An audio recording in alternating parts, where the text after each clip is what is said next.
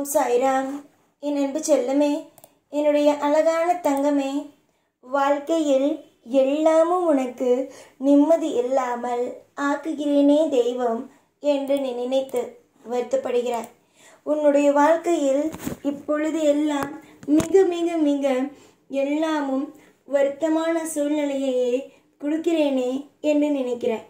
நீ என்ன தெரியுமா முழுமையாக நினைக்கிறாய், நாம் சாய் சாய் சாய் என்று ஓடினாலும் சாய் நமக்கு ஒரு இடத்திலேயும் உதவியாக இல்லையே. அவர் என்ன செய்ய வேண்டுமோ அதை தானே அவர் செய்கிறார். ஒரு இடத்தில் கூட நமக்கு உதவியாக இருப்பார், நமக்கு நல்லது செய்வார் என்று நினைத்தால் நமக்கு எந்த ஒரு விஷயத்தையும் நலமாகவே செய்யவில்லையே.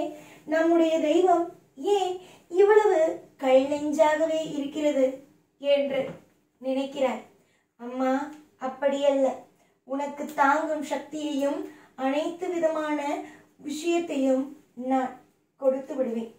காலம் காலமாக உன்னுடைய வாழ்க்கையில் நான் உன்னை சரி செய்து கொண்டுதான் இருக்கிறேன்.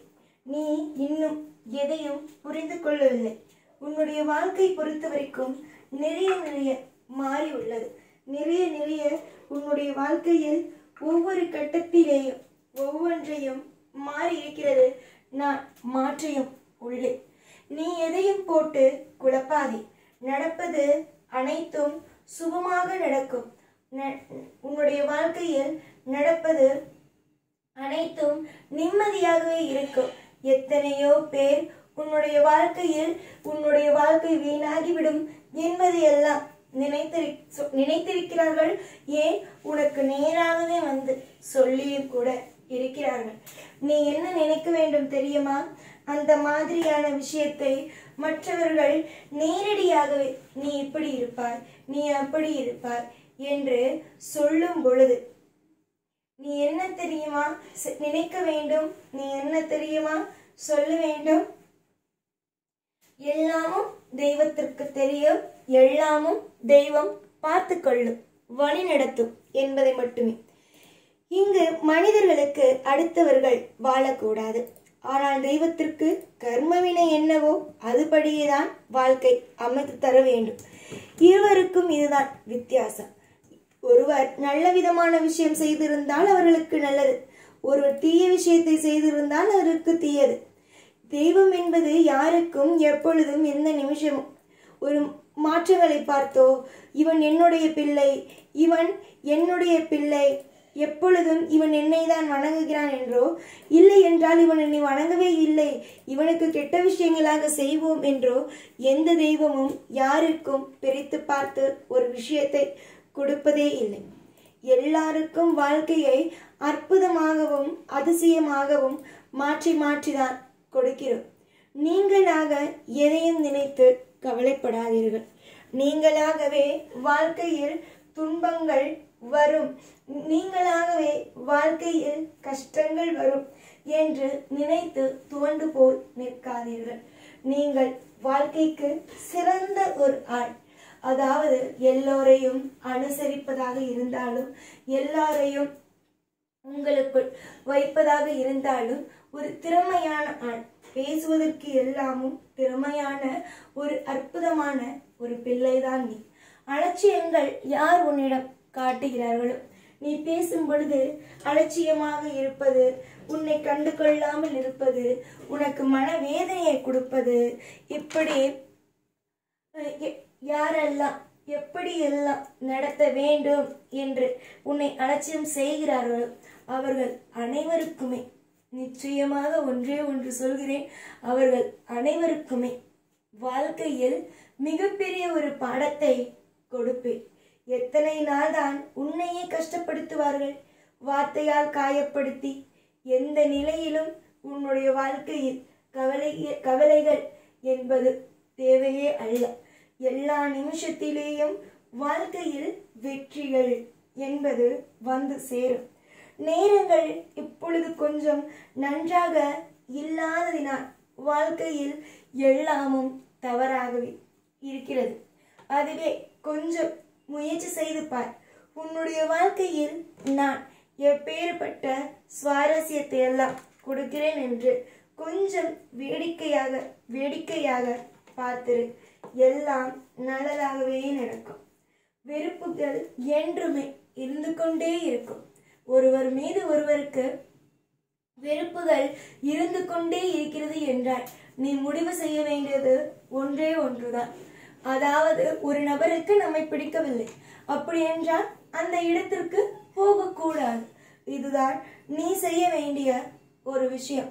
கண்டிப்பாக உன் வாழ்வில் அனைத்தும் மாறும். உன்னுடைய வாழ்க்கையில் அனைத்து செல்வங்களும் நிம்மதியாக கிடைத்துவிடும். உன்னுடைய தேவைகள் அனைத்தும் நல்லபடியாகவே சுபிக்ஷமாகவே பலிக்கும் என்பதே ஒரு மிகப்பெரிய விஷயமாகும். ஏற்கனவே கண்ட காயங்கள், வலிகள், வேதனைகள் அனைத்தும் எனக்கு தெரியும்.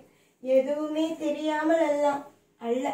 என்னுடைய அதாவது நீ என்னை பற்றி புரிந்து கொண்டாலே போதும். உன்னுடைய வாழ்க்கையில் என்னென்ன நடக்கிறது, ஏதேது நடக்கிறது, அதை நான் எப்படியெல்லாம் உனக்கு செய்து கொடுப்பேன் என்பதை நீ நம்பினாலே போதும். எல்லாம் சுபமாகவே நடக்க ஆரம்பித்துவிடும். நீ யதார்த்தமாக ஒரு விஷயத்தை செய்கிறாய் இனிமேல் வரும் காலத்தில் என்றால் நீயே நினைத்து பார்க்க முடியாத அளவுக்கு எல்லா விஷயமும் அற்புதமாக நடக்க ஆரம்பித்துவிடும். நீயே என்னிடம் சொல்வாய், யதார்த்தமாக தான் ஒரு விஷயத்தை ஆரம்பித்தேன், ஆனால் அந்த விஷயம் இவ்வளவு பெரிய வெற்றியாக எனக்கு தரும் என்பதை நான் நினைத்து கூட பார்க்கவே இல்லை என்று நீயே சொல்லி வியக்கும் அளவுக்கு உன் வாழ்க்கையில் மாற்றங்கள் வரும் என்றால் பார்த்துக்கொள். அந்த அளவுக்கு ஒரு திருப்தியான ஒரு வாழ்க்கையும் அந்த அளவுக்கு திருப்தியான நேரங்களும் உமக்கு அமையும். புரிந்ததா? ஏற்கனவே நீ எத்தனையோ விஷயத்தில் கலங்கி நின்ற பொழுதிலும் ஒவ்வொரு நிமிஷத்திலேயும் உன்னை தூக்கி நிப்பாட்டியது யார்? நான் தானே. உன்னுடைய வாழ்க்கையில் ஒவ்வொரு காலகட்டத்திலேயும் சிறப்பான விஷயத்தை அமைத்து கொடுத்தது வேறு யார்? நான் தானே. நான் உன்னை கவலைப்பட வைப்பேனா? நான் உன்னை எல்லா நிமிஷத்திலேயும் துவண்டு போய் வாழ்க்கையில் தவறான ஒரு பாதைக்குள் அமைப்பேனா? எந்த நிலைமையிலேயும் உன்னை எப்பொழுதும் தவறாக ஒரு நிமிஷமும் வாழ்க்கையில் எதையும் தவறாக அமைத்து கொடுக்கவே மாட்டேன்.